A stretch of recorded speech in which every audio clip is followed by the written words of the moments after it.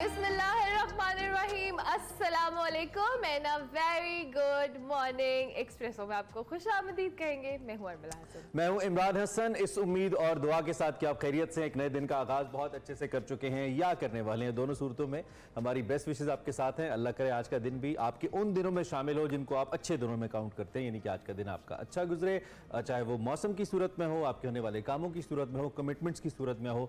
हर सूरत में भाई हमारी दुआ है कि कामयाबी आपके कदम चूमे। और मंडे है ना, चूंकि तो मंडे में बेस्ट विशेस बड़ी जरूरी होती हैं, चूंकि आप किक स्टार्ट करते हैं पूरे वीक को, तो इसलिए हमारी बेस्ट विशेस आपके साथ हैं। Good day. बात कर रहे हैं तो इतनी गर्मी में आप कैसे? हाँ, ह्यूमिड बहुत ज्यादा है और ये अमला हसन चाहती है कि हमेशा इनको नॉर्दर्न पाकिस्तान वाला मौसम मिले, तो ऐसा नहीं हो सकता बिकॉज़ हम सेंट्रल पंजाब में रहते हैं और इन दिनों में यहाँ पे बहुत ह्यूमिडिटी होती है। लेकिन वैसे मैं आपको बताऊं, कंपैरेटिवली पिछले सालों में इस बार चूंकि हर चीज ही अनोखी हो रही है, बारिशें भी बहुत ऑड से टाइमिंग पे हो रही थी और वेदर बहुत ऑड टाइम पे चेंज हो रहा था, और ये जो अभी ह्यूमिडिटी है ये अभी कम है कंपैरेटिवली, वरना जुलाई एंड अगस्त के स्टार्ट में, इनफैक्ट अगस्त पूरा ही बहुत ज्यादा ह्यूमिडिटी होती है। अगस्त आना बाकी है। हाँ, तो वही कह रही हूँ ना, अभी तैयार है। अल्लाह करे उतना चैलेंजिंग ना ही हो तो ज्यादा अच्छा है। और वैसे यूजुअली तो सैलाब भी आ जाते होते हैं ना इस सीजन के अंदर। पिछले दिनों खदशा था लेकिन अल्लाह का शुक्र है टल गया, तो उसकी वजह से भी मौसम के ऊपर खासतौर पर वस्ती पंजाब में बड़ा असर पड़ता है। खैर जी, आगे बढ़ते हैं और सबसे पहले आपके साथ एक का कुछ स्टोरी शेयर कर लेते हैं ताकि आपका मूड थोड़ा बेहतर हो जाए।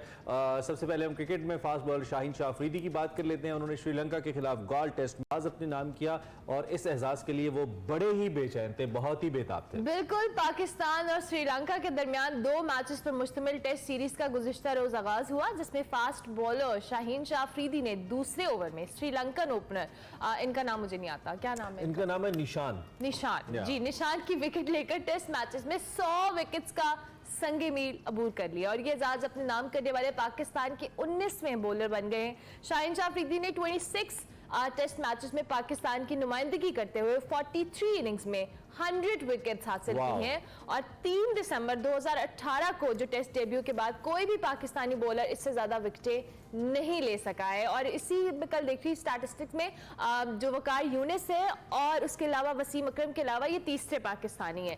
जनाब, टेस्ट क्रिकेट में 100 विकेट मुकम्मल करने पर साथी खिलाड़ी जो है मोहम्मद रिजवान ने एक बड़ा खास तोहफा दिया है और मोहम्मद रिजवान ने शाहीन शाह अफरीदी को एक सुवेनियर पेश किया। That's great ji. सुवेनियर गेंद पर शाहीन की 100 विकेटों की याददाश्त के तौर पर 100 लिखा हुआ है। मौके पर जो रिजवान साहब है उन्होंने कहा है कि शाहीन अफरीदी जितने भी नौजवान क्रिकेटर्स हैं उनके लिए एक रोल मॉडल की हैसियत रखते हैं। साथ साथ इस साइड की एक बड़ी इंप्रेसिव पर्सनैलिटी की भी मालिक हैं और बड़े फ्रेंडली भी हैं, बड़े हार्ड वर्किंग हैं। आपको याद होगा जब हम फाइनल खेल रहे थे वर्ल्ड कप का, उसमें जख्मी हो गए थे और उनके जख्मी होने की वजह से भी unfortunately lost the final, but इनकी परफॉर्मेंस अब तक जितने भी टूर्नामेंट्स पाकिस्तान ने खेले हैं और जब तक जिसका हिस्सा रहे हैं शाहीन शाह अफरीदी, उनमें यकीनी तौर पे बेहतरीन परफॉर्मेंस की हामिल रहे हैं। So are all best wishes for Shaheen Shah Afridi for rest of his career. Allah करे लंबा खेलें और अनफिट कम हुआ करें शाहीन, अनफिट ना हो। हमारे शो में भी आ चुके हैं इनके सुसर भी कहते हैं कि ये भी पठान है, क्या कह सकते हैं, फास्ट बॉलर के साथ होता है। खैर जनाब, ये तो हमने आपको एक अच्छी खबर दे दी अबाउट शाहीन शाह अफरीदी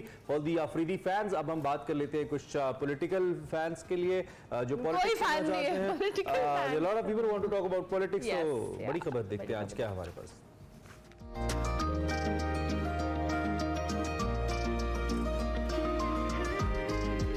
अच्छा जी, बड़ी खबर में पता नहीं बड़ी खबर है या नहीं, लेकिन हमारे लिए तो चूंकि खबर ही है तो फिर हमने इसी पे बात करनी है। वो है असेंबली की मुद्दत पूरी होने वाली है। हमने आपको बताया था, ये ब्रेकिंग न्यूज हम आपको कुछ दिन पहले भी दे चुके हैं, लेकिन अब जब तक नहीं होती तब तक हम ये ब्रेकिंग न्यूज ही आपके ये चलती रहेगी, रोजाना थोड़ी थोड़ी डोज हम देते रहेंगे आपको।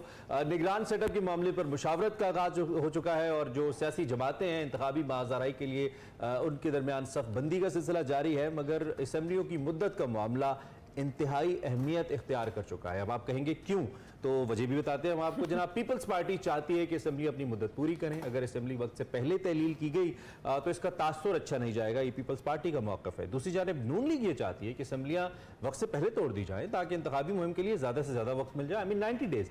वज़ीर आज़म शहबाज शरीफ और साबिक़ सदर Asif Ali Zardari, the king of reconciliation भी जिन्हें कहा जाता है, उनके दरमियान एक अहम मुलाकात हुई जिसमें ये अहम तजावीज़ सामने आई, जिसमें मुख्तलिफ जो इत्तेहादी जमातें हैं उनको एतमाद में लेने का फैसला किया गया कि अब एक्चुअली हमने जाना किस तरह। बिल्कुल, और असेंबलीज की मुद्दत के हवाले से बात भी जेर गुफ्तगू आई, जेर बहस रही। गुज़िश्ता रोज वज़ीर आज़म ने मुख्तलिफ तकारीब से खिताब किया और कहा कि आइंदा माह हुकूमत की मुद्दत मुकम्मल हो जाएगी, हुकूमत मुद्दत पूरी होने से पहले ही चली जाएगी। अवाम नवाज शरीफ को वोट दें या ना दें, मगर वोट देने से पहले हकाइक पर नजर जरूर रखें। और ये भी कहा कि इत्तेहादी हुकूमत ने हमारे लिए बहुत चैलेंजेस का सामना इत्तेहादी हुकूमत को हवाले से, और IMF से जो मुआहिदा है वो काबिल फख्र बात नहीं है। दूसरी जानिब वजीर दाखिला राना सनाउल्लाह कहते हैं कि हुकूमत मुद्दत पूरी करेगी और इलेक्शन पुरानी मरदमशुमारी के मुताबिक होंगे और इलेक्शन कमीशन इसका पाबंद होगा। इसी हवाले से जी सियासी जमातों के तहफ़्फ़ुज़ात हैं और MQM, पीपल्स पार्टी और दीगर जमातें इंतखाबात को पुरानी मरदमशुमारी के हवाले से कबूल करेंगी या नहीं। सियासी वाबस्तगी से बालातर होकर राना सनाउल्लाह साहब हमारे इंटीरियर मिनिस्टर हैं, ये बात करने वाली है जो लोग इतने एक तो हमारे यहाँ मरदमशुमारियां होती ही नहीं है, इतने सालों बाद हो ही गई है, हुई हैं, जो लोग इसमें पैदा हुए वो किधर जाएंगे भाई। राना साहब कर की रहे।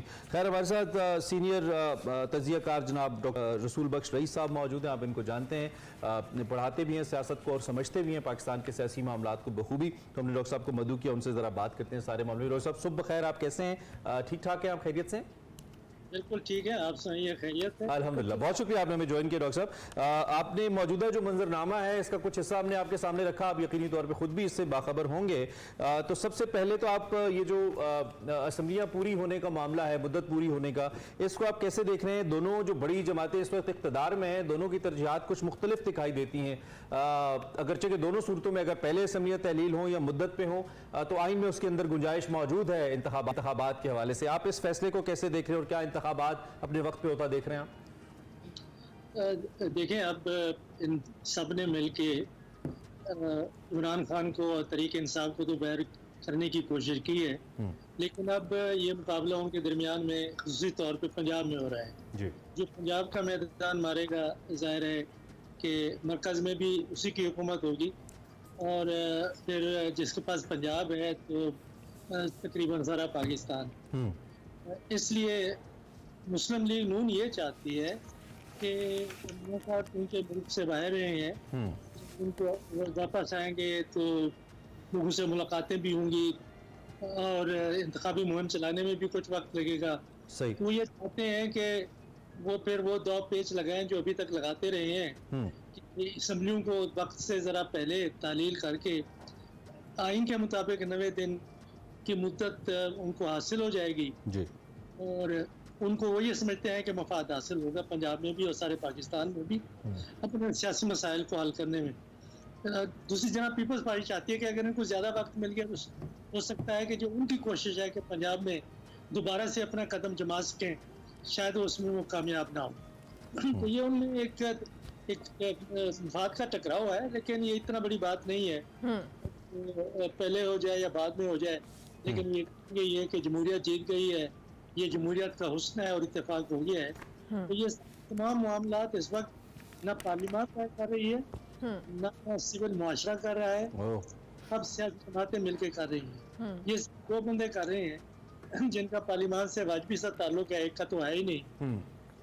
असफ अली जरदारी साहब और मोहतरम वज़ीर आज़म नवाज शरीफ साहब। अच्छा, मैंने कहा शहबाज शरीफ साहब मौजूदा वज़ीर। आपके मुझे निकला, हमने कहा परेशानी हुई है हमें एकदम से। डॉक्टर साहब ये भी बताइएगा, अभी जिससे आपने खुद भी कहा आपकी बड़ी सियासी जमातें हैं और जाहिर है हर एक के अपने स्टेक्स हैं, हर एक के अपने इंटरेस्ट हैं, हर एक की अपनी पार्टी पॉलिसीज हैं। जहाँ नून लीग इस हवाले से कल प्राइम मिनिस्टर ने भी मुख्तलिफ तकारीब में कहा कि असम्बलियाँ मुद्दत से पहले इशारा दिया इनफैक्ट उन्होंने कि तहलील करेंगे, जबकि पीपल्स पार्टी का मौक़िफ़ है कि अच्छा तासुर नहीं जाएगा।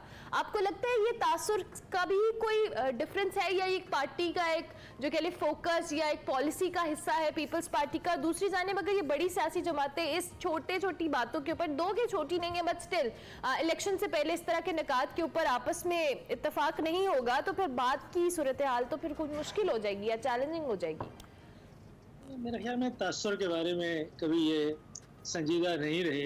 अगर तासुर की बात होती तो ये जो करप्शन के केसेस हैं, सैकड़ों हजारों अरब रुपए के, वो किस तरीके से उन्होंने दफन कराए हैं, किस तरह से कितनी बार मैप का कानून उन्होंने तब्दील किया है, और रोज़ाना आप तो खबर मिलती है कि फलां फलां फलां इनके जो रिश्तेदार हैं खुद हैं कि कैसे से किस तरह से मुलजिमा करार दिए जा रहे हैं, तो वो कोई अच्छा ये एक तासुर जा रहा है। तासुर की बात नहीं है, ये सारा घोंसला है। और अगर तासुर की बात है तो अदालत ने फैसला किया है कि जब पंजाब की असम्बली टूटी थी तो उसके 90 दिन के अंदर इंतखाबात कराए गए।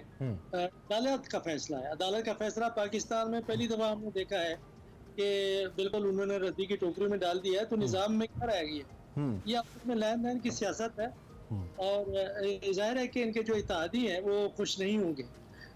इस वक्त तजाद तो तारीखी तौर पर सिंध के शहरी इलाकों में और देहाती इलाकों में रहा है, और शहरी इलाकों में खुसूस तौर पे हैदराबाद और कराची में पाकिस्तान पीपल्स पार्टी दोबारा आना चाहती है किसी तरीके से। और जो भी ज़ाहिर हुकूमत उनके पास है, इंतज़ामी सियासी और मुआशी वसाइल उनके पास है। अच्छा, एक जी डॉक्टर साहब, एक बड़ा इंपॉर्टेंट मसला है, वक्त की कमी है, मैं चाहता हूँ जरा उस पर आप लाजमी इज़हार ख्याल करें कि जो सेंसस का मसला है, आपने पॉलिटिकल साइंस आपका सब्जेक्ट है, ये कितना नाजुक मसला है और इस पे एक हमारे जो इंटीरियर मिनिस्टर है उनका ये कह देना कि पुरानी सेंसस के ऊपर इंतखाबात होंगे, ये तो हमारी बहुत बड़ी आबादी को माइनस करने के मुतरादिफ है, वो अपना हक़ रायदही इस्तेमाल नहीं कर पाएंगे। फिर इस तरह से झलकों की तकसीम है, क्योंकि आबादी का तनासुब उसके वसाइल की तकसीम के लिए सबसे इंपॉर्टेंट होता है कि हमें मालूम हो कि कहाँ कितना तनासुब है और यहाँ पे वसाइल कितने जाने हैं, और उसी की बेस पे फिर हल्का बंदी है एंड देन फिर बजट एलोकेशन होती है। आप ओबियसली आप बहुत बेहतर समझते हैं सारे मसले को, इस पर जरा डॉक्टर साहब रोशनी डालिए, ये तरजीह क्यों नहीं है और ये कितना नुकसानदेह है अगर हम इसके तहत आगे चले जाते हैं इंतखाबात के अंदर।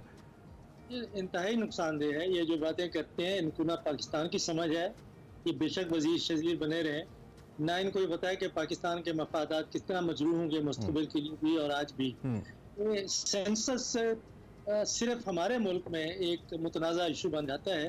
उसकी वजह यह है कि हर लिसानी गिरोह अपनी आबादी को ज़्यादा दिखाना चाहता है, और माजी में कुछ लिसानी गिरोहों ने अपनी ताकत को इस्तेमाल करते हुए अपने लोगों को ज़्यादा दिखाया है सेंसस में, और जो दूसरी लिसानी गिरोहों के लोग थे उनको कम दिखाया है।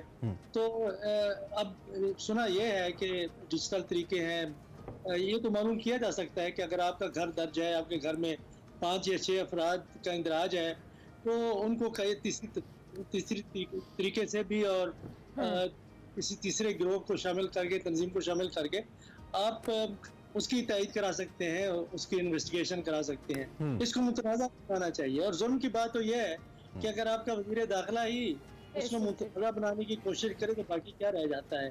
उसको नहीं करना चाहिए कि उसमें सुनने में ये आ रहा है कि पाकिस्तान पीपल्स पार्टी की हो सकता है कि तादाद सिंधियों की ज़्यादा नज़र आए सिंध के संसद में और महाजरों की कम नज़र आए, ये ऐसी बातें हो रही हैं। और इसी तरीके से ये तादाद जो है बलूचिस्तान में बलोचों और पश्तूनों में रहा है कि जी कि ये बलोच कहते हैं कि जी हमें बिल्कुल अक़लियत में तब्दील किया जा रहा है, क्योंकि जो अफगानिस्तान से मुहाजिरीन आए हैं उन्होंने पाकिस्तान के शनाख्ती कार्ड बना लिए हैं। तो इनको हल करना चाहिए, अगर कोई मसला है तो आप उसको हल किया जाए। अच्छा डॉक्टर साहब, एक और छोटा सा सवाल, ऑब्वियसली अवामी मसाइल को भी हम जरूर मद्देनजर रखना चाहेंगे। जब ये सियासी जमातें इंतखाबी कैंपेन करेंगी, मौजूदा हालात में एक IMF की जो मामला था वो एक अच्छी नवीद है पाकिस्तान के लिए, दो कि कोई खुश होने वाली बात नहीं है, बट स्टिल इकोनॉमी को स्टेबल करने के लिए जब ये इंतखाबी मुहिम शुरू होगी या इनफैक्ट होने भी वाली है, क्या बयानिया होगा इन जमातों का, किस तरह से ये अवामी मसाइल के हवाले से कैंपेन करेंगे, आपको कुछ आइडिया है इस हवाले से? मुझे तो लगता है कि देखें, अगर इलेक्शन 90 दिन के बाद भी हो, 3 महीने के बाद, तो हमारी इलेक्शन की जो तारीख है वो ये है कि तकरीबन 1 साल पहले तारीख कैंपेन शुरू हो जाती है।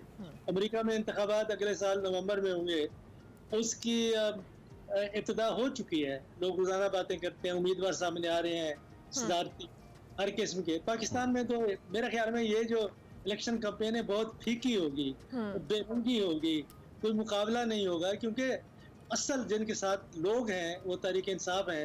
तहरीक इंसाफ को आपने -1 करके एक कोने में डाल दिया। हमले भी हो रहे हैं और इसमें नुकसान भी हुआ है, पाक फौज को भी हुआ है और हमें दहशतगर्द भी बहुत मारे हैं। तो ये बड़ा इंपॉर्टेंट दौरा था क़याम अमन के लिए सरहदी मामलात में खास तौर पे। आप इसको कैसे देखते हैं, इसकी क्या अहमियत है इस पॉइंट ऑफ टाइम के ऊपर, और क्या पाकिस्तान अपने इलाकों के अंदर अमन को बरकरार रखने के लिए जो एक स्ट्रैटेजी है उस पर अमल करा पाएगा पड़ोसी ममालिक से? ये दौरा मददगार होगा? मेरा ख्याल है कि ये इंतहाई अहम दौरा है और ईरान हमारा बहुत ही करीबी हमसाया ममालिक है। हमारे दिल इकट्ठे धड़कते हैं, हमारी तारीख, हमारी सखावत, हर किस्म के रिश्ते हैं। अफगानिस्तान के भी इस तरह से हैं।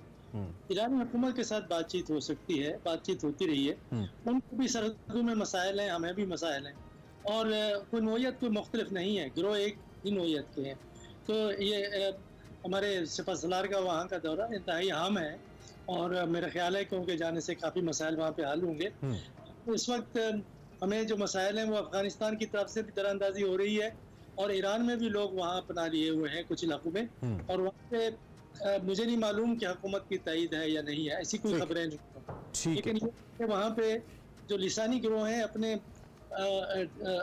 हम कबाइल लोगों को इस्तेमाल करते हैं, वहाँ पे अपनी जगह बना लेते हैं। ठीक है डॉक्टर साहब, तो देख रहे हैं कि मुकम्मल तौर पर वहाँ पे लोगों को पनाह दी हुई है और वहाँ से लोग पाकिस्तान में आके और फिर दहशतगर्दी करते हैं। बिल्कुल ठीक है डॉक्टर साहब, थैंक यू वेरी मच। कतई कलामी की इजाज़त, वक्त हमारा खत्म हो गया। डॉक्टर साहब हमारे साथ मौजूद थे जो कि डॉक्टर रसूल बख्श रईस साहब अपने तज्जिया हमारे सामने रख रहे थे।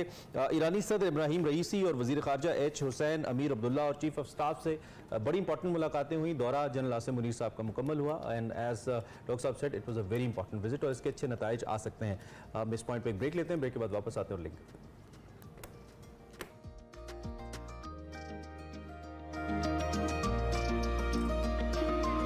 वेलकम बैक टू एक्सप्रेसो और बात कर लेते हैं कुछ वर्ल्ड यूथ स्किल्स डे की। बिल्कुल जनाब, 15 जुलाई को मनाया जाता है। आपको पता है 15 जुलाई सैटरडे था, हमारा शो नहीं था, लेकिन इस हवाले से सिकंदर बट ने कुछ स्किल्स सीखने वाले बच्चों से गुफ्तगू की है। इस स्किल डे के हवाले से देखते हैं आप आज का सेगमेंट तड़के तड़के। अस्सलाम वालेकुम, एक्सप्रेसो तड़के तड़के के साथ मैं हूं सिकंदर बट। पाकिस्तान और दुनिया भर में यूथ स्किल डे पूरी धूमधाम से मनाया गया। इस वक्त मैं आया हूं एक वोकेशनल ट्रेनिंग सेंटर में कि जहां पर ये जायजा लिया जाएगा कि हमारी यूथ का ट्रेंड स्किल अडॉप्ट करने के हवाले से किस तरफ ज्यादा है।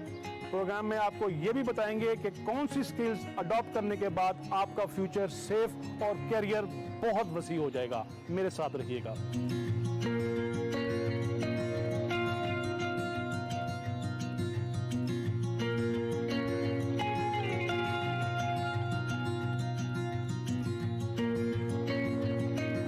यहाँ की कंप्यूटर हार्डवेयर ट्रेड है और सबसे यूनिक बात यहाँ पर ये है कि यहाँ पर लड़कियाँ कंप्यूटर हार्डवेयर का काम सीख रही हैं। यहाँ पर मैं ये रैम लगाना उतारना बहुत सीख रही हूँ। इसके अलावा हमारे पास यहाँ पर लैंड कार्ड है, हम उसको किस तरह यहाँ पर इंस्टॉल करते हैं और अनइंस्टॉल करते हैं। ये बताओ, लड़कियाँ आमतौर पे सॉफ्ट कामों को तरजीह देती हैं, कोई ब्यूटिशियन का कोर्स कर लिया, कोई डिज़ाइनिंग कर ली, कोई फैशन। आपने ये फील्ड क्यों चुनी?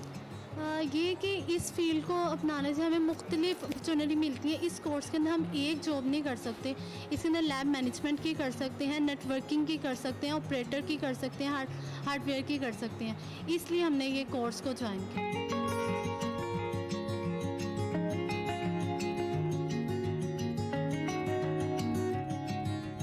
पढ़ाई से भागे हो? पढ़ाई से भागा नहीं, फेल हो गया था, उस वजह से ना थोड़ा सा मैं डिस्टर्ब हो गया। अच्छा, इधर सादा ही आए हो कि अब्बा अम्मा ने कुट के ला गया? नहीं, मैं खुद ही आया था, अपने वालिदा से मशवरा किया, वो कहते हैं कि बेटा कर लो और स्टडी भी करो अभी मैट्रिक। इसके बाद ट्रेनिंग लेने के बाद अपनी वर्कशॉप करोगे कि कहीं जॉब करोगे? सर इंशाल्लाह अपनी करूँगा। पाकिस्तान में और दुनिया में यूथ स्किल डे मनाया जा रहा है, उसके बारे में कोई हाँ नो है आपको? 15 जुलाई को जो मनाया जाता है। आइडिया नहीं है जी, आइडिया नहीं है। और दुनिया में इस वक्त वही कौम कमाती है जिसकी यूथ के पास आइडियाज़ होते हैं। So generate your ideas, good luck. इस वक्त मोस्ट डिमांडिंग स्किल कौन सी है? कोई सी भी ऐसी स्किल जो डिमांडेड हो। फॉर एग्जाम्पल वो IT में आ सकते हैं, वो कंस्ट्रक्शन में आ सकते हैं, हॉस्पिटैलिटी के अंदर आ सकते हैं, हेल्थ केयर के अंदर आ सकते हैं। पाकिस्तान में मौजूदा वोकेशनल ट्रेनिंग जो सेटअप है, जो सिस्टम है, उससे आप सेटिस्फाई हैं? कहाँ कहाँ पर इम्प्रूवमेंट की गुंजाइश है? सूबा पंजाब के अंदर वोकेशनल ट्रेनिंग इंस्टीट्यूशंस की तादाद बहुत थोड़ी है। इस तादाद को बढ़ाना और हर तहसील के अंदर मुनासिब तादाद में वोकेशनल ट्रेनिंग की अपॉर्चुनिटीज़ को मुहैया करना। ये मैं समझता हूँ हुकूमती लेवल के ऊपर हमारी जिम्मेदारी है। वन वर्ड आंसर, आने वाला दौर किसका है, डिग्री का या स्किल का? आने वाला दौर बिलाशुबा स्किल्स का दौर है।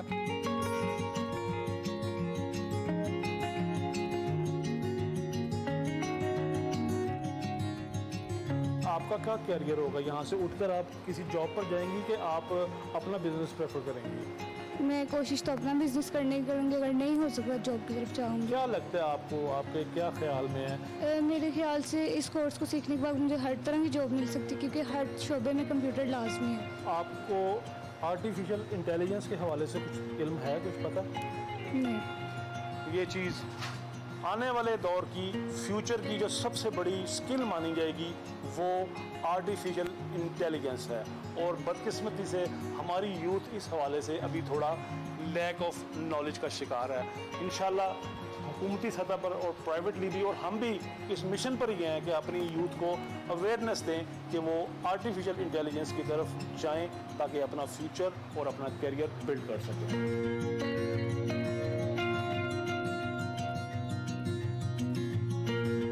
यहाँ का IGS industrial garment stitching unit है।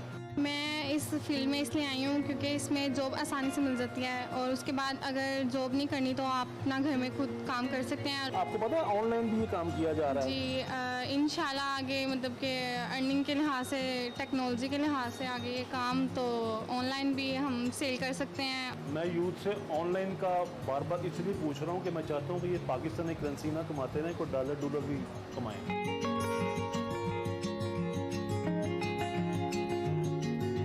ये यहाँ की मेडिकल क्लिनिकल असिस्टेंट ट्रेड है। अस्सलाम वालेकुम। आप मुस्तकबिल की नर्स बनने आई हैं यहाँ पर? मैं मुस्तकबिल की नर्स नहीं बनने आई, मैं डॉक्टर्स और नर्सेस को असिस्ट करूँगी। अच्छा, तो ये कितने अरसे का कोर्स है जो आप यहाँ 14 मंथ। आपने ये मेडिकल की फील्ड क्यों चॉइस की?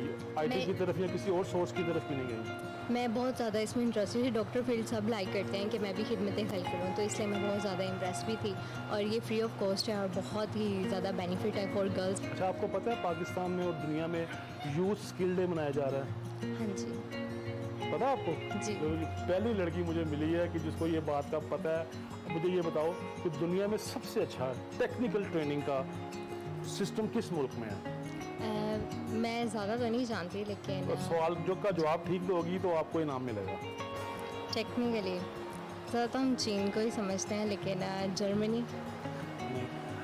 दुनिया में सबसे अच्छा टेक्निकल एंड वोकेशनल ट्रेनिंग का जो सिस्टम है वो स्विट्ज़रलैंड का है। Thank you.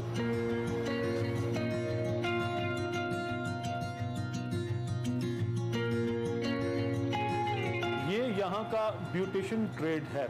क्या कर रही हो यहाँ से, क्या सीख रही हो? मैं मेहंदी के डिज़ाइन। मेहंदी के डिज़ाइन सीखने के बाद आप क्या सीखोगी? और प्लकिंग, थ्रेडिंग वगैरह, मेकअप। उसके बाद क्या करियर बनाओगी अपना? कैरियर बनाऊंगी, यहाँ से अच्छा सीख के जाऊंगी, सीख के फिर मैं अपना पार्लर बनाऊंगी। इनको हम लेवल 2 CBT का कोर्स करवा रहे हैं, ब्यूटिशियन का। इसमें बेसिक सारी चीज़ें सिखाई जाती हैं, आईब्रोज वगैरह, थ्रेडिंग, वैक्सिंग, फेशियल और मैनी पैडी, मेकअप, हर चीज़ है, हेयर स्टाइलिंग वगैरह। यहाँ पर उलझी हुई लटों को सुलझाने का काम हो रहा है।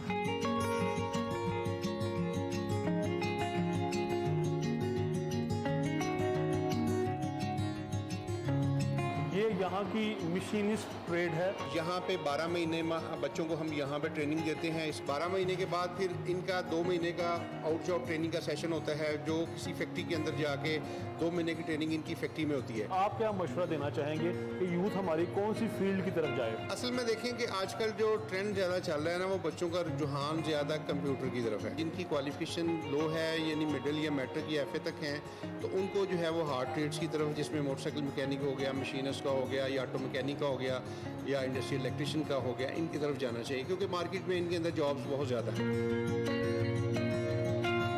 यूथ स्किल डे के हवाले से क्या यूथ को आप मैसेज देना चाहेंगे?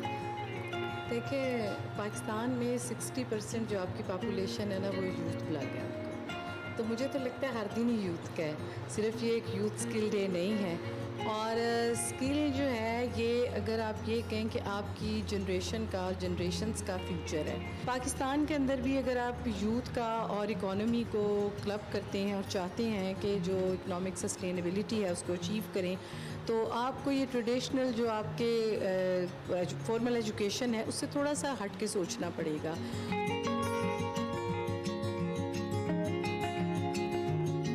तो ये था आज का यूथ स्किल डे स्पेशल तड़के तड़के। किसी भी कौम की यूथ वहाँ की बुनियाद होती है, लिहाजा यूथ अगर स्किल्ड होगी तो वो बुनियाद उतनी ही मजबूत हो जाएगी। जितनी मजबूत फाउंडेशन उतनी ही मजबूत इमारत। मुझे दीजिए इजाजत, अल्लाह हाफ़िज़। Welcome back to Expresso. Programme में आगे बढ़ते हुए आपको बताएंगे स्पेन के नौजवान टेनिस स्टार कार्लोस अल्कारेज ने विंबलडन टेनिस के फाइनल में सर्बिया के नोवाक जोकोविच को शिकस्त देकर अपने करियर का पहला ग्रैंड स्लैम टाइटल अपने नाम कर लिया। कार्लोस के हवाले से बात करें तो उन्होंने नोवाक जोकोविच के दरमियान विंबलडन का उनके और जोकोविच के दरमियान 4 घंटे और 42 मिनट तक जारी रहा। कार्लोस अल्कारेज ने पहला विंबलडन टाइटल अपने नाम किया है। पहला सेट हारने के बाद कार्लोस ने खेल में बेहतरीन वापसी की और 5 सेट्स पर मुश्तमिल फाइनल में 3 सेट्स को जीतकर टेनिस स्टार जोकोविच को शिकस्त दे दी। And I think it is one of the biggest upsets in recent past जो भी हुए हैं। इस मौके पर अल्कारेज का यह भी कहना था कि जब से पैदा हुआ हूं मैं जोकोविच को देख रहा हूं, उनको जीतते देख रहा हूं, खेलते देख रहा हूं। एंड एक्चुअली मैंने तो उनको देखकर ही टेनिस खेलना स्टार्ट किया और आज उनके खिलाफ जीतकर बहुत ही जबरदस्त महसूस हो रहा है। उनकी जीत का स्कोर 1-6, 7-6, 6-1, 3-6 और 6-4 रहा। बर्तानिया की जो शहजादी हैं केट मिडल्टन, उन्होंने कार्लोस अल्कारेज को विंबलडन ट्रॉफी पेश की। और इससे कबल अगर बात करें तो 4 विंबलडन जो ग्रैंड स्लैम है वो जोकोविच ने अपने नाम किए थे। इसमें 2018, 19, 21 और 22 का और 20 का कोरोना के बायस हुआ ही नहीं था। सो 4 कंसेक्यूटिव टाइटल जोकोविच ने जीते थे और अब अल्कारेज ने, जिन्होंने उनको देख के खेलना स्टार्ट किया, उन्होंने उनको बीट किया। और इसके अलावा अगर हम बात करें तो 2008 के बाद ये पहला ग्रैंड स्लैम है जो 5 सेट्स तक खेला गया। इससे कब 2008 में खेला गया था और स्पेन के ही राफेल नडाल ने ये 5 सेट्स पर मुश्तमिल ग्रैंड स्लैम अपने नाम किया था। So what a great victory Alcaraz. और ये जो विजुअल्स आप देख रहे हैं ये जीत के बाद के वेरी इंप्रेसिव। चलिए जी, हमने सोचा कि आपके साथ ये खबर शेयर की जाए। प्रोग्राम में बहुत कुछ है लेकिन हमने एक लिए नहीं है ब्रेक। ब्रेक के बाद वापस आएंगे, आप देखते रहिए Expresso. Welcome back to Expresso. Programme के दूसरे हिस्से में जी आपको खुशामदीद कहेंगे और एक अच्छी खबर अब आपको देंगे। अखुवत फाउंडेशन के जो बानी हैं, चेयरमैन हैं डॉक्टर अमजद साकिब, उनको global man of the decade के अवार्ड से नवाजा गया। उन्हें ये एजाज़ लंदन में होने वाले ग्लोबल समिट 2023 के मौके पर दिया गया। और दूसरी जो पाकिस्तानी खातून है हुमा, उन्हें पाकिस्तानी बिजनेस विमेन को उनकी मुतासिरकुन कामयाबियों को उजागर करने पर ग्लोबल विमेन इंस्पिरेशन का अवार्ड मिला। डॉक्टर अमजद साकिब के हवाले से अगर हम बात करें तो अखुवत फाउंडेशन के हवाले से इन्होंने बहुत सारे लोगों को रोजगार, लोन्स फराहम किए हैं विदाउट एनी इंटरेस्ट, उनको अपने पैरों पर खड़ा किया और उनकी खदमात की जहाँ पे पाकिस्तान में या हम सब मोतरफ हैं, पूरी दुनिया ने उसको रिकग्नाइज किया, उनको अवार्ड दिया गया। इससे पहले भी वो कई अवार्ड अपने नाम कर चुके हैं। बिल्कुल, नोबेल प्राइज के लिए उनका नाम आया था। So once again sir, hats off to you, great job. हम बहुत ज्यादा इंस्पायर्ड हैं डॉक्टर साहब से और जब भी दुनिया में पाकिस्तान का नाम लेकर जाते हैं रोशन करते हैं। सेगमेंट का वक्त है जी, बात करते हैं कुछ सेगमेंट निकले तेरी तलाश में की। Since it's Monday, Mustansar Hussain Tarar साहब से हमारी गुफ्तगू होती है। और क्या तारड़ साहब अब भी ख्वाब देखते हैं, जागती आंखों या सोती आंखों? तो सेगमेंट में आपको पता चलेगा। देखते हैं आज का सेगमेंट।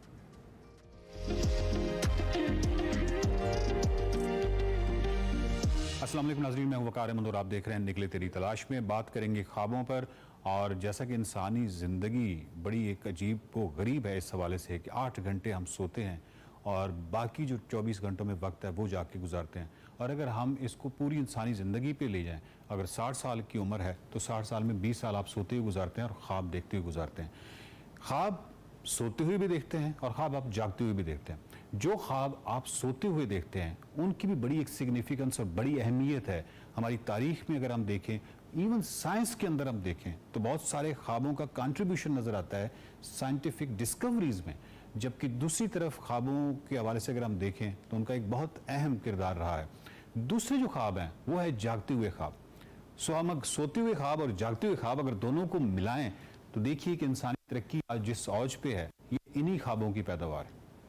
मुस्तनसर हुसैन तारड़ साहब से एक सवाल करना है, वो ये कि इंसान जब इब्तदाई ज़िंदगी में होता है तो वो कुछ ख्वाब देखता है, जागते हुए ख्वाब देखता है और ज़िंदगी रवां रहती है, उसको तहरीक देते हैं वो ख्वाब। लेकिन जब एजिंग होती है, जब आप ज़िंदगी की असर होती है और आप बुढ़ापे की जानिब जाते हैं, तो क्या फिर भी आप कोई ख्वाब देखते हैं और ज़िंदगी को तहरीक मिलती है? मेरा ख्याल है कि तारड़ साहब इस हवाले से रहनुमाई कर सकते हैं। तारड़ साहब, क्या आप अब भी ख्वाब देखते हैं? अच्छा, आप अब भी कहते हैं जैसे मैं पहले सारी उम्र ख्वाब देखता आया हूँ, मुझे ख्वाब नहीं आते थे, मुझ में कोई मसला है शायद। अब ख्वाब आते हैं और मेरा जी चाहता है कि मैं बाद में उनको लिख लूँ, फौरी तौर पे याद नहीं रहते, क्योंकि उनमें मैं पिन पॉइंट कर लेता हूँ कि ये जो मैंने ख्वाब देखा है ये फ़लाँ इंसिडेंट हुआ था आज और उससे कनेक्टेड है। वो मैं इंटरप्रिटेशन ऑफ ड्रीम जो है फ्रॉइड वगैरह की, उसका मैं हवाला नहीं दे रहा, लेकिन अब मुझे महसूस होता है कि हाँ, मैं ख्वाब देखता रहा हूँ ज़िंदगी। और मैंने एक खूबसूरत पाकिस्तान देखा है जिसमें करप्शन नहीं थी, जिसमें लोग ऑनेस्ट थे, तमाम महकमे अच्छे चल रहे थे। ये ख्वाब नहीं तो और क्या है। आज की जनरेशन जो है बिलीव नहीं करती। मैं हमेशा उनको कहता हूँ कि ये इतना खूबसूरत मुल्क था, इतना प्रोग्रेसिव मुल्क था, इतना लार्ज हार्टेड मुल्क था, ये दुनिया का सबसे खूबसूरत मुल्क था। तो ये ख्वाब ही है ना। इसी तरह अब अगर हम मुख्तलिफ जगहों पे आ जाए तो फेरी मेडो, मैं अकेला हूँ वहाँ पे एक शादी के साथ, और रात होती है तो वहाँ पे गीज़र बोल रहे हैं और ऊपर नांगा पर्वत की वो हो रही हैं, बर्फ़ें नीचे आ रही, सारा कुछ ख़त्म हो गया। तो मैं किसको बताऊँ कि मैंने फेरी मेडो को इस तरह देखा हुआ है। वो ख्वाब हो। नॉर्थ जो है, जिस तरह मेरी बेगम गई 2 साल पहले, तो उसने कहा शुक्र है हमने पहले शुमाल देख लिया, मैं दोबारा नहीं जाना चाहता। क्योंकि हमने जब उसे देखा तो दरवाजे खुले थे लोगों के, जिधर जाते थे अंदर बुला लेते। अब तो तमाम दरवाजे बंद हो गए। इतने ज़्यादा टूरिस्ट आए और बेहंगम टूरिज़म को ऑर्गेनाइज किया जा सकता है। इसी तरह और बहुत सारे ख्वाब हैं। मसलन एक मैं देख रहा था गारे हिरा की एक डॉक्यूमेंट्री, वहाँ इतने लोग थे और वहाँ इतने ज़्यादा मतलब लोग, कोई नमाज़ पढ़ रहे हैं, कोई वैसे ही चाय पानी पी रहे हैं। तो मुझे वो ख्वाब लगता है कि जब मैं गारे हिरा में गया हूँ तो वो सुनसान पड़ा और मैं वाहिद शख्स था वहाँ पे। और एक बंदे को मैंने रिक्वेस्ट की कि मुझे डर आता है अकेले यहाँ रात गुजारते। वो उसकी समझ में नहीं आ रहा था कि ये यहाँ पे क्यों रात गुजारना चाहता है। उसने कहा, पाकिस्तानी था, बशीर नाम था उसका, फोटोग्राफर, कि वहाँ पे बेहतर हवा लगती है। मैंने कहा मैंने यहीं रात गुजारनी। तो अब मैं इमेजिन नहीं कर सकता, ये ख्वाब ही है ना कि मैं तन्हा वहाँ पे गारे हिरा में हूँ। अच्छा, मुझे पीटीडीसी के भी ख्वाब आते, पाकिस्तान टूरिज्म डेवलपमेंट कॉरपोरेशन के मोटल्स के। बरसीन का मोटल ऐसा था जहाँ पे मैं एक रूहानी खुशी महसूस करता था, कोई कनेक्शन था कहीं ना कहीं इश्क के साथ, अल्लाह मियाँ के साथ, आई डोंट नो। और विशाम का ये हो नहीं सकता था कि मैं विशाम में ना ठहरूँ। ये सारे बंद हो गए हैं। K2 मोटल के मुझे बताया गया कि वहाँ आगे को बाढ़ लगी है, अंदर पत्ते हैं, इससे खंडर, हालांकि एक नेशनल मानूमेंट है। वहाँ जितनी एक्सपीडिशंस गए उनकी अगर आप वैसे एग्जीबिशन लगा दें, मुझे नहीं पता कि पॉलिसी वाइज क्या है गवर्नमेंट।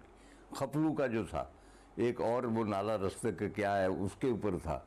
अच्छा, जहाँ जहाँ भी पीटीडीसी मॉडल्स थे, गिलगित वाला जो था, ये सब मुझे ख्वाब नज़र आता है कि क्या ऐसे मुकामात थे कि हम वहाँ पे जब जाते थे बाल बच्चों समेत, तो वो सारे मुकाम जो थे वो हमारी याददाश्त में इस तरह है कि अब जब हम देखते हैं उन्हें तो वहाँ पे कुफल पड़े हुए हैं। तो ये भी ख्वाब ही है ना कि किसी ज़माने में इतने खूबसूरत मोटल हुआ करो।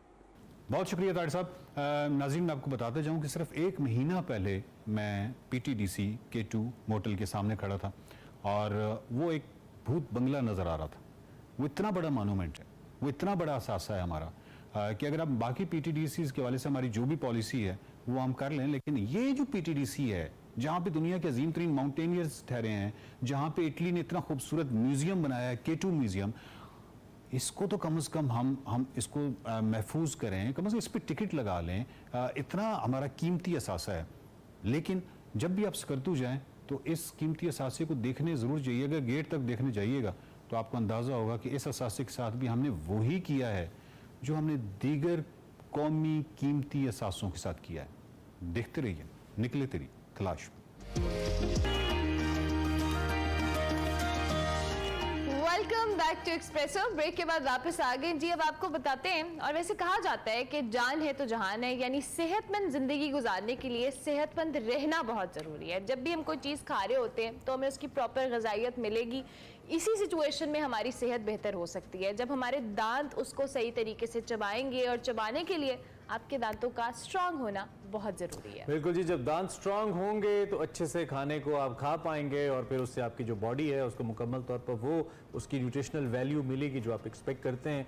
और हमने कहा किसी पे ज़रा, क्योंकि this is one of the most important topic, इसी पे हम बात करें। इसी पे आज हम बात करेंगे। हमारे साथ डाइटिशियन एंड न्यूट्रिशनिस्ट हैं कोमल खालिद, उनको हम खुशामदीद कहते हैं। थैंक यू वेरी मच कोमल, कैसी हैं आप? मैं बिल्कुल ठीक ठाक। कोमल, सबसे पहले तो ये बताएं, हम जिस तरह से कहते हैं कि सेहतमंद ज़िंदगी के लिए आपको अच्छी डाइट होना ज़रूरी है, अच्छी डाइट के इंटेक के लिए आपको अच्छे तरीके से उसको खाना भी चाहिए। इस कॉन्सेप्ट को ज़रा एलेबोरेट करें हमारे लिए। देखिए जी, जब हम फूड कोई भी खाते हैं, हम उसे मुंह में डालते हैं, तो हमारे जो दांत हैं वो हमारे बेसिक फंडामेंट है कि जिसे हम प्रॉपर च्यू करेंगे तो वो फूड हमारा बेसिकली उसकी डाइजेशन माउथ से ही स्टार्ट हो जाती है। तो हम जो भी खा रहे हैं वो तभी हमारी बॉडी को पूरी न्यूट्रिशन उसकी मिल पाएगी जब हम उसको प्रॉपर तरीके से च्यू करेंगे। और अगर हम उसे च्यू नहीं कर रहे हैं और हम उसे जल्दी जल्दी खा रहे हैं तो वो एब्जॉर्ब नहीं होगा बॉडी के अंदर और हमें वो न्यूट्रिशन नहीं मिल पाएगी।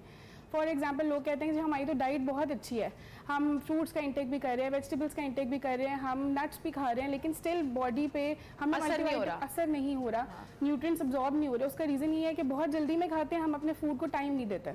हम बहुत जल्दी में खाते हैं, च्यू नहीं करते, निगलते हैं बस। हम निगलते हैं, हम अपने फूड को कभी टाइम नहीं देते और इसलिए फूड भी हमें टाइम नहीं देता फिर तो वो फिर हमारी बॉडी में एब्जॉर्ब नहीं होता। और ये मोस्ट मेरा ख्याल है वन ऑफ द बेसिक जिसके बारे में बहुत लोग बात नहीं करते। हम गुड फूड्स के बारे में बात करते हैं, न्यूट्रिएंट्स के बारे में बात करते हैं, लेकिन हम च्यूइंग के बारे में बात नहीं करते। बट इट्स वेरी इंपॉर्टेंट और उसके लिए दांतों का हेल्दी होना is very that was my next question कि आप इसके लिए फिर दांतों का स्ट्रांग होना, हेल्दी होना कितना बहुत ज़रूरी है, बहुत ज़रूरी है। और उसके लिए मेरा ख्याल है दांतों के लिए न्यूट्रिशन आपको आप पूरी तरह से तभी ले पाएंगे जब दांत हेल्दी होंगे और जब न्यूट्रिशन आपको मिलेगी तो उससे दांत भी, मतलब इट्स वाइस वर्सा, दोनों चीज़ें, इट्स अ साइकिल, दोनों चीज़ें, तीनों चीज़ें ये लिंक करती हैं एक दूसरे के साथ। तो मेरा ख्याल है कि ऐसे आपको हाइजीन जो है ना आपकी होनी चाहिए प्रॉपर, कि आप twice a day tooth brush करें, आपको बिफोर गोइंग टू बेड, और सुबह नाश्ते से पहले नहीं, नाश्ते के बाद आपको ब्रश करना चाहिए। उसमें अगर आप अच्छा कोई टूथपेस्ट यूज़ करते हैं, जैसे हमारे पास कोलगेट मैक्सिमम कैविटी प्रोटेक्शन है, जो कि जिसके अंदर कैल्शियम, फ्लोराइड, ये सारी चीज़ें हैं जो कि आपकी ओरल हेल्थ को बेसिकली इम्प्रूव करता है। तो मेरा ख्याल है कि इस पे कोई अच्छा, डू यू रियली थिंक कि लोगों को यहाँ पे अपनी ओरल हेल्थ या दांतों की सेहत के हवाले से इतनी अवेयरनेस है? क्योंकि आपने जैसे अभी कहा, बहुत सारे लोग जी ब्रेकफास्ट से पहले ब्रश कर लेते हैं, हमें पता नहीं होता कि बाद में करना है, फिर उसके बाद हमें ये नहीं पता एग्जैक्टली ट्वाइस अ डे आपको या थ्राइस अ डे आपको ये करना है। सो और अच्छा टूथपेस्ट, जैसे आप कोलगेट की बात करें कि अच्छे टूथपेस्ट की कितनी ज़रूरत है आपके दांतों को, कौन से दांतों के लिए किस तरह का पेस्ट सूटेबल है? डू यू रियली थिंक या आप इस हवाले से गाइड करें? मुझे ये लगता है कि मैं इस वाली सवाल का जवाब इस तरह दूंगी कि हम बच्चों को जब ट्रेन करते हैं तो हम उन्हें ये बताते हैं कि मुंह हाथ धोने, ब्रश करना है और स्कूल के लिए चले जाना है। इसमें से जो मेन इंपॉर्टेंट पार्ट है दैट इज ब्रेकफास्ट, वो मिसिंग है हमारे, और उसी की वजह से न्यूट्रिशन के सारे प्रॉब्लम्स भी आ रहे हैं। तो बेसिकली हमें अपने बच्चों में ये चीज़ उनकी रूटीन में ऐड करनी है कि पहले वो उठें, मुंह हाथ धोएं, नाश्ता करें एंड देन ब्रश करेंगे, ताकि ब्रेकफास्ट की न्यूट्रिशन भी उनको मिल रही है, उनकी ओरल हाइजीन भी मेंटेन हो रही है और ये सारा। और इसलिए कोलगेट की बात की है मैक्सिमम प्रोटेक्शन की, कि उसके अंदर कैल्शियम और फ्लोराइड दोनों चीज़ें हैं। कैल्शियम हमारे दांतों के लिए, फ्लोराइड हमारे गम्स के लिए, तो दोनों चीज़ों को हेल्दी होना is very important. Bleeding gums के साथ आपकी बॉडी में विटामिन सी डेफिशिएंसी हो सकती है, मतलब डिफरेंट विटामिन, डिफरेंट मिनरल्स हैं जिनकी डेफिशिएंसी हो सकती है।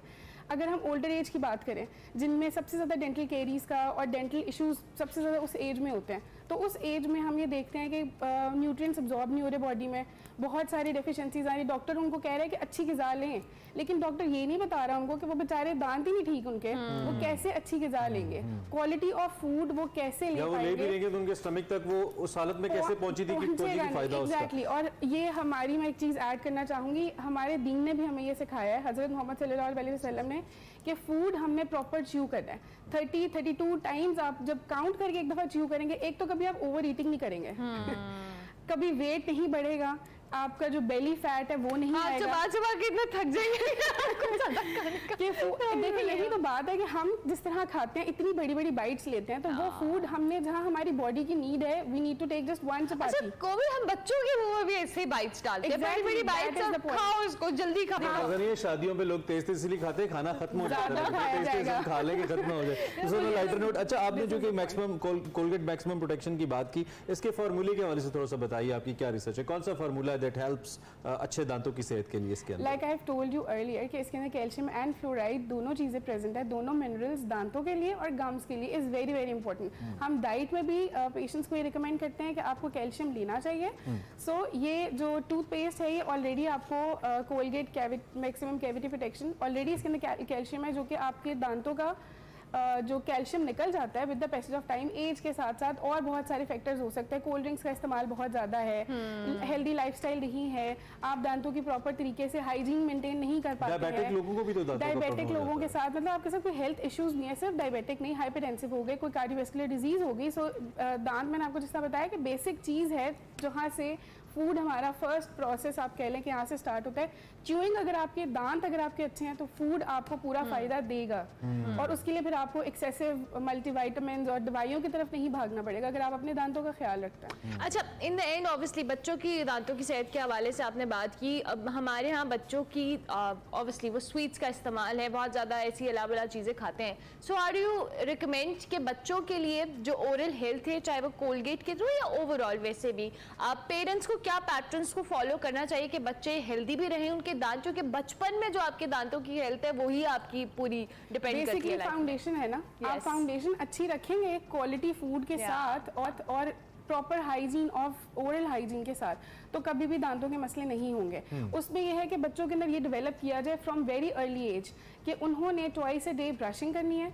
उसके बाद अगर वो कोई मीठा खाते हैं, क्योंकि हम उन्हें मना नहीं कर सकते, ग्रोइंग एज है, being a nutritionist, being a dietitian, मैं बच्चों को till the 14 year of age मना कुछ नहीं करते। वो ओबीस है, वो ओवरवेट है, हम फिजिकल एक्टिविटी इंक्रीज करते हैं लेकिन हम उन्हें मना कुछ नहीं करते क्योंकि उनको सारे न्यूट्रिएंट्स चाहिए, proteins, fat, carbohydrates, vitamins and minerals, या उनको ये सारे न्यूट्रिएंट्स चाहिए। तो अगर हम कोई भी एक न्यूट्रिएंट उनको नहीं देंगे उनकी बॉडी स्टाफ करेगी। सो इसलिए हमें चाहिए कि हम उनको शुरू से इस चीज़ की आदत डालें कि वो ब्रशिंग टॉइस अ डे करें और बाकी जो ओरल हाइजीन मेंटेन करने के लिए वो गुड माउथ वॉश यूज़ करें। जब कोई मीठा खाते हैं वो ज़रूर अपना माउथ रिंस करें, कुल्ली करें पानी के साथ, ताकि कोई भी ऐसी कैविटी जो बन सकती है दांतों के साथ जो स्टिक कर सकती है वो नहीं हो। इन दी एंड कोमल, मेजर किस किस्म के मसाइल के साथ या क्वेरीज के साथ लोग आपके पास आते हैं किसी भी एज ग्रुप के? ज़्यादा क्वेरीज क्या होती है लोगों की जो आपके पास लेकर आते हैं? ओबियसली सोल्यूशन भी बता दीजिए उसका शॉर्टली। देखिए, मेजरली अगर मैं बात करूं जो डिफरेंट एज ग्रुप के डिफरेंट प्रॉब्लम्स हैं। जो अर्ली एज है वो ईटिंग प्रॉब्लम्स के साथ, ईटिंग डिसऑर्डर्स के साथ आते हैं, बच्चा खाता नहीं है या बहुत खाता है, दो चीज़ें।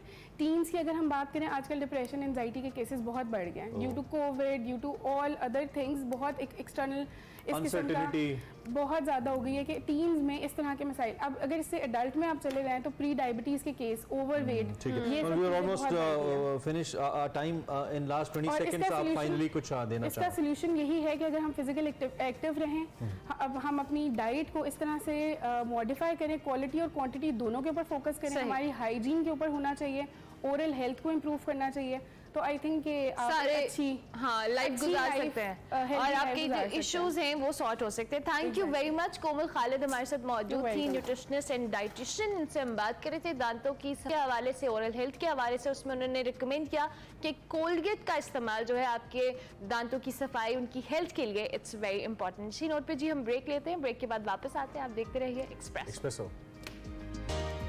Welcome back to Expresso. बात करते हैं हम कुछ क्रिकेट के हवाले से। गोल्ड टेस्ट इस वक्त जारी है, पाकिस्तान और श्रीलंका आमने सामने हैं और मैच के पहले रोज श्रीलंका ने 6 विकेटों पर अब से कुछ देर पहले तक 270 रन बनाए। ये 6 विकेटें वैसे ताज़ा तरीन लाइव भी अगर प्रोड्यूसर साहब दिखा दें हमें तो हम लाइव स्कोर जरा बता देते हैं। बहरहाल बैटिंग जारी है और इस वक्त जो धनजाया या डिसिल्वा है उनकी पाकिस्तान के खिलाफ सेंचुरी सामने आई, अभी तक नॉट आउट है। शाहीन शाह अफरीदी ने आपको हमने शुरू में बताया था अपनी 100 विकेटें पूरी की हैं। इस मैच के अंदर भी उन्होंने शानदार बॉलिंग की और 3 खिलाड़ियों को पवेलियन की राह दिखाई है और यूं अपनी विकेटों की जो सेंचुरी है वो उन्होंने मुकम्मल कर लिया और 19वें पाकिस्तानी खिलाड़ी भी बन गए। खैर, इस वक्त मैच की क्या सूरत है, you will be thinking why are we laughing, so we have a situation here, will tell you later. फिलहाल हमारे साथ मौजूद है ओवैस से हम बात करते हैं। वैसे आपको मेरी आवाज आ रही है? जी जी, आपको मेरी आवाज आ रही है? बिल्कुल बिल्कुल। वैसे देख रहे हैं मैच कैसा चल रहा है? मैच बड़ा जबरदस्त चल रहा है, लेकिन मुझे उम्मीद थी कि पाकिस्तान इनको 300 के अंदर आउट कर लेगा। आपने देखा होगा कल जिस तरीके से पाकिस्तान न्यू बॉल का यूज किया, स्पेसिफिकली शाहीन शाह अफरीदी। आपको पता है कि शाहीन पे बार बार बात हुई थी। दूसरे एंगल में आपने नसीम शाह और शाहीन शाह अफरीदी को बड़े केयरफुली हैंडल भी करना है, क्योंकि वहाँ का वेदर कंडीशन कुछ हो रहा है, ह्यूमिडिटी है, तो आसान नहीं होता फास्ट बॉलर के लिए, क्योंकि आपने एशिया कप और वर्ल्ड कप भी खेले, लेकिन न्यू बॉल बड़ी जबरदस्त यूज की गई है। 3 खिलाड़ियों को उन्होंने आउट किया, लेकिन जिस तरीके से डिसिल्वा की बात जो आप करेंगे 114 पे अगस्त वो भी खेल रहे हैं, उन्होंने बड़ा एक अपना कम बैक करवाया था टीम को। यहाँ पर अगर मैं नाम भूल गया, समा बड़ा मुश्किल इनके नाम भी होते हैं, विक्रमा के साथ, हाँ विक्रमा के साथ उन्होंने अराउंड को 36 रन बनाए थे, लेकिन पार्टनरशिप 52 या 53 रन की उन्होंने बनाई थी, तो बड़ी वो डेंटिक पार्टनरशिप थी पाकिस्तान के लिए। फिर मैथ्यूज भी आपको पता है 64 रन यहाँ पर करके। थोड़ा सा मैं इब्रार पे बात करना चाहूंगा, मिस्ट्री स्पिनर, अगर इकोनॉमी रेट की बात करूं तो आई गेस उन्होंने अभी तक सिर्फ 3 रन पर ओवर पे चल रहे हैं, बड़ा जबरदस्त उनका इकोनॉमी रेट है। लेकिन एक चीज आपको रियलाइज करनी पड़ती है यहाँ पर कि इब्रार जो है वो अटैकिंग स्पिनर है, तो अटैकिंग स्पिनर का ये मतलब होता है कि इंटरवल्स पे आपको विकेट्स लेके देता है, विकेट्स वो ले नहीं पा रहे। तो ये जो चीज होती है इसके ऊपर थोड़ा सा मैं कहता हूँ कि इब्रार को कोशिश करनी चाहिए कि मैं जितनी अटैकिंग अपना क्रिकेट विकेट्स ले सकूंगा उतना मेरे लिए अच्छा होगा टेस्ट क्रिकेट कैरियर को लंबा करने के लिए। क्रिटिसाइज नहीं कर रहा, अभी तो नया लड़का बेचारा यंग है, बस एक बात कर रहा हूँ कि ये चीज आपको जेहन में रखनी पड़ती है, लेकिन अभी भी वक्त है। न्यू बॉल आपने ली हुई है, नसीम शाह अच्छी बॉल कर रहे हैं, शाहीन शाह अफरीदी का बॉल स्विंग हो रहा है। अगर पाकिस्तान 300 के अंदर अंदर इनको आउट कर लेता है तो पाकिस्तान के लिए थोड़ा सा मैं कहता हूँ कि एक स्ट्रॉन्ग पोजीशन होगी। बैटिंग आपकी अच्छी है, लेकिन मैंने आपको याद है टेस्ट मैच सीरीज से भी पहले एक बात की थी कि अगर आप थोड़ी सी हिस्ट्री पाकिस्तान जी अवैस, हमारे अच्छे पेस अटैक के साथ आपको नहीं लगता कि ये रन ज्यादा है कंपैरेटिवली उनकी यंगर साइड है हमारी टीम की निस्बत? मैंने आपको बताया ना कि जिस तरीके से पाकिस्तान ने अटैक किया था तो मुझे लगा था कि शायद 200 की बड़ा एक जबरदस्त आपका अटैक रहा है, लेकिन डिसिल्वा ने जिस तरीके से आके इनिंग्स आपको पता है बिल्ड की है तो पाकिस्तान ने कहीं ना कहीं शायद वेवर्ड हुआ। इसलिए मैं कह रहा था इब्रार का बड़ा एक अहम रोल था यहाँ पर, और नुमान अली का भी अहम रोल था। लेकिन मैं अगर बैटिंग ऑर्डर की पाकिस्तान की बात करूं, देखें पाकिस्तान की बैटिंग बड़ी तगड़ी है, आपके पास एक स्ट्रेंथ आपको नजर आती है, लेकिन जो मेरे लिए थोड़ा सा एक वरी वाला साइन है, मैं पाकिस्तान की हिस्ट्री की बात करूं, आपको पता है कि हमेशा तीसरी और जो चौथी इनिंग्स है पाकिस्तान कहीं ना कहीं वो प्रेशर में आपको नजर आता है, चाहे आप बिल्डिंग फेज के अंदर हो चाहे आपने लीड देनी हो।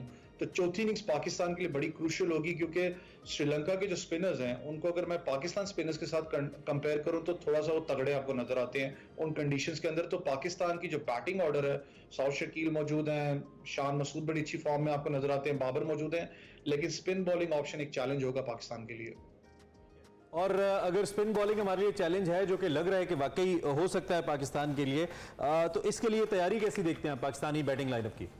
देखिए पाकिस्तान बैटिंग लाइन मैंने बताया ना कि हालिया अरसे में तो पाकिस्तान ने बड़ी अच्छी परफॉर्मेंस दिखाई है, चाहे आप पाकिस्तान की आप ओपनिंग डिपार्टमेंट उन्होंने भी आपको पता बड़ी जबरदस्त यहाँ पर परफॉर्मेंस दिखाई। अब्दुल्ला शफीक बड़ी अच्छी अपना रन रेट के साथ आपको पता है एवरेज उनकी बहुत अच्छी है, मुझे पता है इनकंसिस्टेंट रहे हैं, लेकिन उन पे भी दारोमदार होगा कि ओपनिंग डिपार्टमेंट इमामुल हक के साथ वो किस तरीके से आगाज देते हैं। फिर बाबर आजम मौजूद हैं, सरफराज आपको पता है बहुत अरसे के बाद वापस आ रहे हैं, लेकिन साउथ शकील की मैं थोड़ा सा ऐड करना चाहूंगा। आपको याद है साउथ शकील बैट्समैन बहुत जबरदस्त है, उन पर बहुत ज्यादा बात होती है कि उनको पाकिस्तान टीम का हिस्सा रहना चाहिए, डोमेस्टिक में भी टॉप परफॉर्मर है, उनको यहाँ पर मिडिल ऑर्डर में चांस दिया गया जहां पर सबसे ज्यादा जरूरत होती है आपको बिल्ड करने की इनिंग्स को। जब आप चौथी इनिंग्स खेलते हो तो मिडिल ऑर्डर बड़ा एक बैकबोन की हैसियत रखता है, जब आप टेस्ट क्रिकेट में होते हो तो जो मिडिल ऑर्डर आपका उस पर बड़ा एक दारोमदार होगा कि वो स्पिन बॉलिंग ऑप्शन को कैसे खेलता है श्रीलंका की, क्योंकि श्रीलंका की जो स्पिन बॉलिंग ऑप्शन है वो आसान नहीं होगी टैकल करनी पाकिस्तान के। लेकिन मैंने आज जैसा आपको बताया कि अगर 300 के अंदर अंदर पाकिस्तान आउट कर लेता है, पहली इनिंग्स में पाकिस्तान लीड अच्छी लेता है,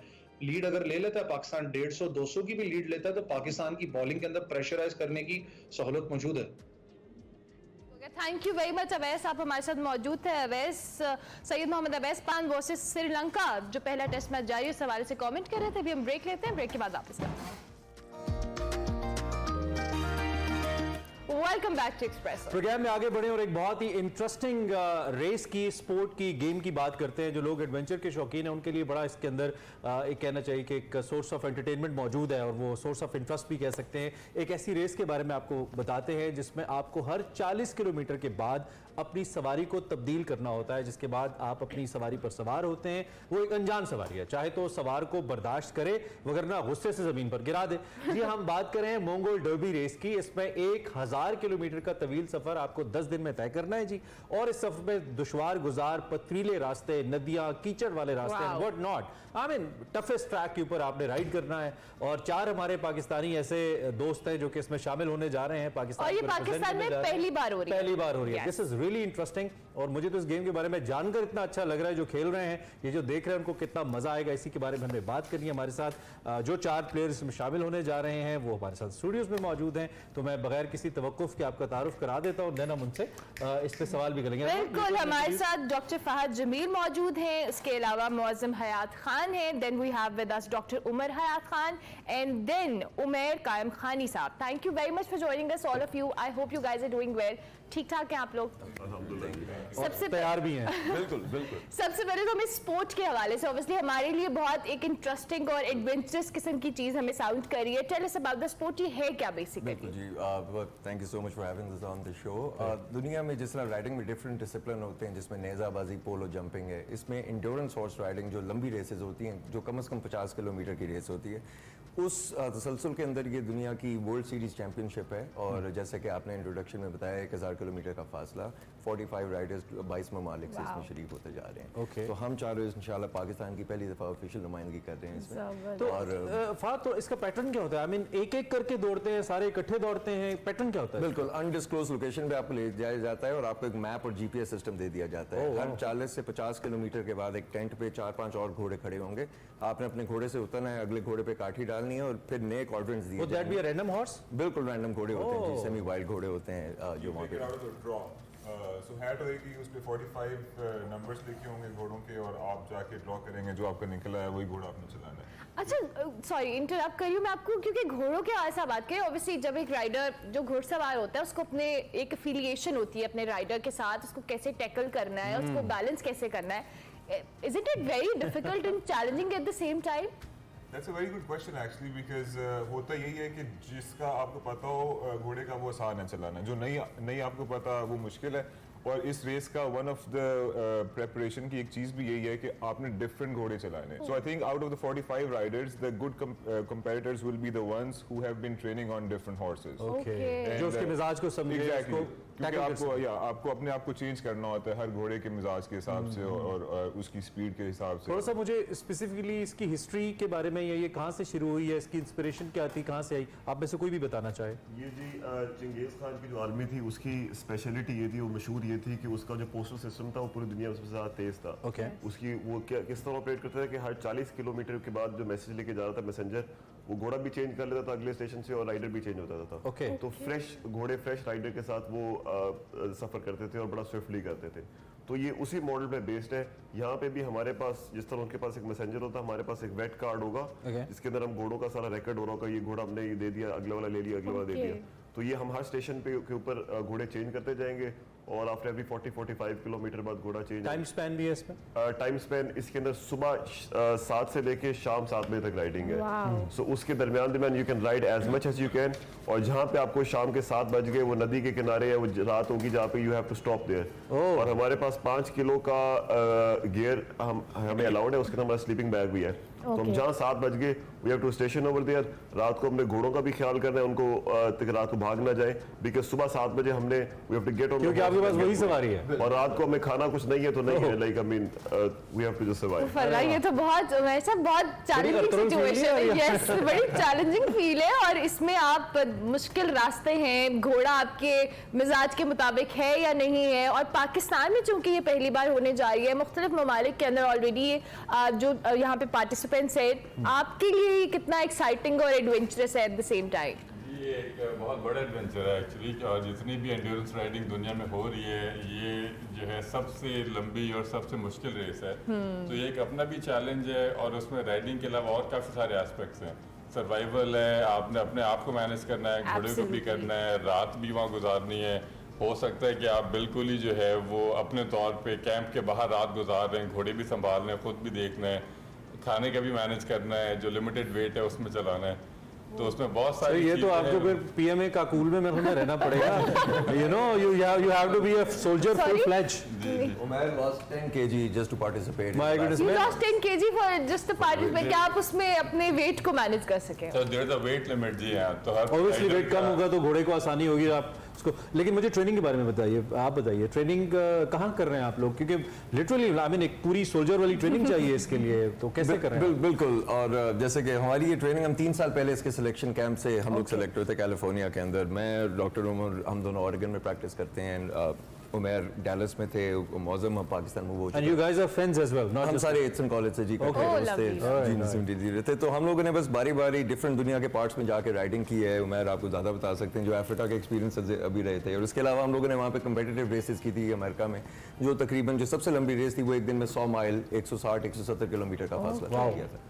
It's 1000 kilometers, right? 1000 kilometers. Yeah. वो जो अफ्रीकन एक्सपीरियंस है शेयर करें ना हमारे साथ, कैसा रहा? अफ्रीका में असल में हम सारों ने राइड किया हुआ है, तो वो अलग अलग काफी सारे मुल्कों में ज्यादा डिफरेंट मुश्किल ट्रेल्स थे वो ट्रैक्स वो, मगर वो एडवेंचर ट्रेल हैं फिर भी ना। इस तरह हम नामीबिया गए थे तो वहाँ महीने का पूरा वो ट्रिप था, हमने 1 महीने के लिए राइड करते रहा, मैं डॉक्टर उमर, तो हमने उसमें भी 1000 किलोमीटर की राइड की थी वहाँ। फिर एज अ फ्रेंड्स हम केन्या गए सारे, मगर वो वाइल्ड लाइफ सफारी थी। अच्छा, घोड़ों पे जो है जितनी भी वाइल्ड लाइफ, हाथी, शेर, जिराफ आपको नजर आ रहे हैं, आपने जिराफ के साथ घोड़े भगा दिए। That's interesting. वैसे बहुत एडवेंचरस है, but at the same time it's very difficult. हमें सुनने में इतना मुश्किल लग रहा है, तो आप लोग तो इसमें पार्टिसिपेट करने जा रहे हैं। अच्छा, आप बताइएगा, जिस तरह से अभी इन सब ने अपने अपने एक्सपीरियंसेस शेयर भी किए, ये प्रैक्टिस, ये ट्रेनिंग, आप नॉर्मल घुड़सवारी की ट्रेनिंग इट्स वेरी डिफरेंट, और इसके लिए अपने आप को प्रिपेयर करना, जब दीगर मुल्कों से भी लोग आ रहे हैं जो ऑलरेडी बहुत ज्यादा ज़ाहिर ट्रेन होंगे, so how do you see such situation? देखिए, इसके अंदर एंड्योरेंस वाला एस्पेक्ट है, तो you have to go a very long, it's a very long journey. तो एंड्योरेंस के अंदर जब भी बात करें तो ऐसा कोई मौका आता है कि when it's your testing your physical fitness, तो हॉर्समैनशिप के साथ सर्वाइवल स्किल्स के साथ एक फिजिकल फिटनेस भी है, बिकॉज आपने हर रोज 12 घंटे राइड करना है, एंड 12 घंटे एक मतलब you have to constantly ride, तो it's very strenuous for the body. तो उसकी हमारी ट्रेनिंग चली, जिस तरह ये ट्रेनिंग हर बंदा अपने अपने ये अमेरिका बेस्ड है, मैं दीपालपुर में होता हूँ, सो मैंने एक दिन वहाँ से घोड़े पकड़े, I left Dipalpur 3 in the morning, और मैं घोड़ों में बैठ के लाहौर आ गया। Don't tell me उन्होंने कहा अमेरिका चले गए। 150 किलोमीटर का जर्नी था, एंड 18 घंटे में मैं, क्या मुगलिया फील आई होगी ना आपको, जिस तरह बादशाह जहांगीर इन्हीं इलाकों में घूमता फिरता था। Brilliant brilliant. आम आदमी के लिए क्या अट्रैक्शन है इसके अंदर, वो कैसे देखे आपको, कैसे मिले, क्या करेगा आम आदमी के लिए? क्या है आम आदमी जी, हम लोग रीच आउट कर सकते हैं, और हमारा इंशाल्लाह सबका प्लान है, चारों की बड़ी ख्वाहिश है कि हम पाकिस्तान में ये जो सेटअप है इंशाल्लाह इसको इंट्रोड्यूस करें, और इसके राइडर्स हैं यहाँ पे, बहुत सारे राइडर्स हैं, ऑफिशियल ट्रेल्स बनाएंगे और इंशाल्लाह लोगों को एंगेज। अच्छा, इसमें जो घोड़े की जो नस्ल होती है बड़ी मैटर करती है। वैसे तो एक जुमला होता है ना, लंबी रेस का घोड़ा, तो इसमें हमारे पास जो हॉर्सेस मौजूद हैं यहाँ पे, आप लोग जो आपके पास हैं, वो पाकिस्तानी ओरिजिन के हैं, एशियन हैं, बाहर के हैं? थोड़ा सा इस बारे में हमें बताइए, जो लोग घोड़ों को समझने वाले हैं वो उनके लिए इंपॉर्टेंट होगा जानना। हमारे पास जी अरेबियंस हमने इंपोर्ट किए थे अमेरिका से, because Arabians are best for endurance. हाँ जी, और because they were bred in the desert, और वो गर्मी सर्दी हो जो वो टफ होते हैं। हाँ जी। And then Umair plays polo, so he has some polo ponies, which is kind of a mix or Argentinian bred के साथ. Okay. तो हमारे पास yeah we have different, like I said before, जितने different horses, different मिजाज के घोड़े आप ride करेंगे, उतनी आपकी तैयारी अच्छी होगी, because हमें नहीं पता वहाँ में क्या मिलेगा। किस तरह का। अच्छा, organisers, you guys are the organizers या कोई और इंटरनेशनल कंपनी है या कोई इस तरह की ऑर्गेनाइजेशन? नहीं, it's called Equestriness, which is a company, UK based company, who runs this whole race. Whole trade. And it's been running since 2009. और इस दफा आपने ट्रैक कौन सा लिया है? ये कौन सा ट्रैक होगा जहाँ पे? Unknown track है। I mean, कहाँ से शुरू होगी? वहाँ में नहीं पता, हमें लेके जाएंगे और no idea कौन सा ट्रैक है, कहाँ है? कुछ पता नहीं। आपका होमवर्क क्या है? पाकिस्तान में कौन कौन से ट्रैक्स हैं जो कि जिन पे? पाकिस्तान में हम लोगों के पंजाब में बड़ी अच्छी फील्ड्स हैं। हम लाहौर के पास ये जो वाघा बॉर्डर वाली साइड है, बेदियां से आगे जाएं तो वहाँ पे एंडलेस फील्ड्स हैं जहाँ पे आप तकरीबन 10-15 किलोमीटर की राइड कर सकते हैं। हमारी बेस्ट विशेस आपके साथ हैं doctor Fahad, Muazzam, Umar and Umair. Thank you very much, आप चारों ने हमें ज्वाइन किया, बहुत ही अच्छा लगा मैं आपसे मिलकर। आई बिलीव जिन लोगों ने देखा, क्योंकि विजुअल्स बड़े क्लासिक है, जो बड़ी ऑर्थोरल फील आ रही थी जो लोग ड्रामास में देखते हैं। सुन के सोच रहे कि 1000 किलोमीटर है, यू हैव टू राइड, रास्तों का नहीं पता, घोड़े का नहीं पता, it's a very unknown kind of thing. Best part है कि इसकी कोई सिनेमेटोग्राफी हमने नहीं की है, ये नेचुरल शॉट्स हैं। अमेजिंग जी, बेस्ट ऑफ लक आपको हमारी तरफ से। हम आपको बताते रहेंगे कि ये कहां तक पहुंचा है ये इवेंट, आपको आगाह करेंगे। प्रोग्राम का वक्त खत्म हो गया, आपसे कल मिलेंगे इंशाल्लाह। Take a very good care of yourself. Allah हाफिज़।